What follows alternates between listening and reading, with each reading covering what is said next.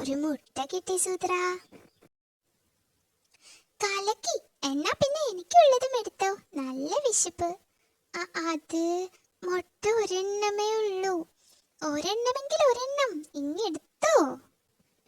അതല്ലടോ, ഒരെണ്ണമേ ഉള്ളൂ, അതാ ഞാനിപ്പൊ തിന്നത്.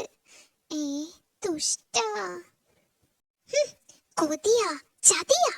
തിന്നാൻ കിട്ടിയപ്പോ താൻ സ്വന്തം കൂട്ടുകാരനെ വരെ മറന്നു അല്ലേ? എന്നേക്കാൾ വലുതാണല്ലേ തനിക്കൊരു മുട്ട? അല്ല സൂത്ര, മുട്ടയേക്കാൾ വലുത് താനാ. താൻ തന്നെ മുട്ടയേക്കാൾ വലുത്.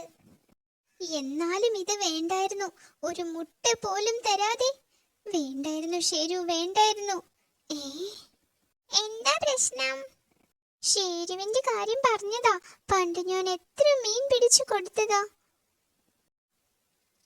എന്നിട്ടിപ്പോ ഒരു മുട്ട പോലും തരാനില്ലെന്ന്. നന്ദിയില്ലാത്ത ഷേരു. എന്താ പ്രശ്നം? സൂത്രൻ പണ്ട് ഷേരുവിന് മീൻ പിടിച്ചു കൊടുത്തു.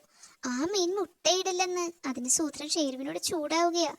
മീൻ മുട്ടയിടാത്തതിന് ഷേരു എന്ത് പഴിച്ചു? ശരിയാ, മാത്രമല്ല മുട്ട വേണ്ടാന്ന് സൂത്രൻ പറഞ്ഞിട്ടുണ്ട്. അത് താനെങ്ങനെ അറിഞ്ഞു? വേണ്ടായിരുന്നു ഷേരു എന്ന് സൂത്രൻ പറയുന്നത് ഞാൻ കേട്ടതല്ലേ. ഓഹോ, വേണ്ടായിരുന്നു എന്ന് സൂത്രൻ പറഞ്ഞത് മീനും കേട്ട് കാണും, അതല്ലേ മുട്ടയിടാഞ്ഞത്. എന്നിട്ടിപ്പോ ഷേരുവിന് കുറ്റം. മീനും ഷേരും പാവങ്ങളാ, സൂത്രന് കുഴപ്പക്കാരൻ. ഇതൊക്കെ അട്ടി കിട്ടാത്തന്റെ സൂക്കേടാ. എറിയിടാവനെ. ഇനി താൻ ഷേരുവിനെ മീനിനെ കുറ്റം പറയണമെന്ന് കാണണം. അയ്യോ, എന്നെ എന്തിനാ എറിയണേ? രക്ഷിക്കൂ.